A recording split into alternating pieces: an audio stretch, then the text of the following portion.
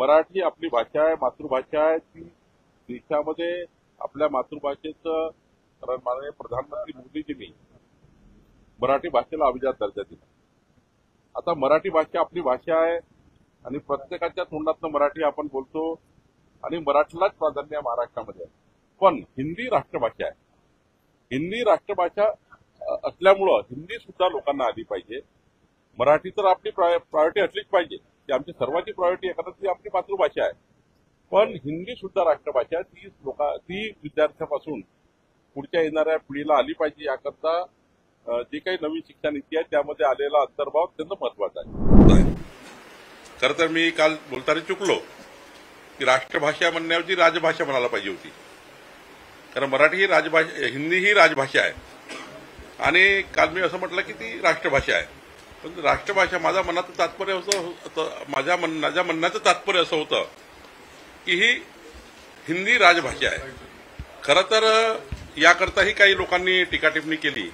थोडंसंही या ठिकाणी या देशामध्ये एखादं विकासाचं पाऊल घेतलं की त्याला थांबवण्याचं काम या ठिकाणी मोठ्या प्रमाणात होतं आहे. खरं तर मराठी आमच्या अस्मितेकरता, आमच्या मराठी माणसाकरता, या महाराष्ट्राकरता आमचं सर्वांची भूमिका आहे की मराठीच आमची भाषा असली पाहिजे.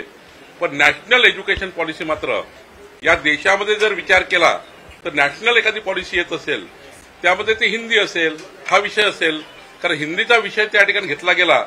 मग एखादा हिंदी विषय जर त्या ठिकाणी आला असेल पाठ्यक्रमामध्ये तर त्याला इतकं मोठं राजकारण करून आंदोलन करणे, या ठिकाणी लोकांना मारपीट करणे, हे काय मला वाटतं योग्य नाही आहे.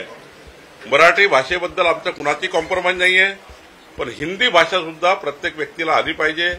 कारण देशामध्ये फिरताना उत्तर प्रदेशमध्ये गेलो आपण, देशातल्या कुठल्याच भागात गेलो तरी काही लोक हिंदी बोलतात, काही लोक इंग्रजी बोलतात, काही लोक तमिळ बोलतात. त्यामुळं किमान एक कॉमन भाषा ही राजभाषा हिंदी ही सर्वांना साधारणतः येत असतं आणि म्हणून देशातल्या जवळपास 60% राज्यातला जो कारभार आहे त्या ठिकाणी तिथले लोक आहेत हे हिंदीमध्ये बोलत असतात. आणि त्यामुळे मला असं वाटतं की त्या राज्याची भाषा याची अस्मिता ठेवून हिंदी भाषा सुद्धा आपल्याला आली पाहिजे. मला असं वाटतं याच्यात काही गैर नाही आहे. CEN न्यूज, देश प्रदेश की ताजा तरीन खबरों के लिए CEN न्यूज को सब्सक्राइब करें और रहें पल पल की खबर से हर पल बाखबर.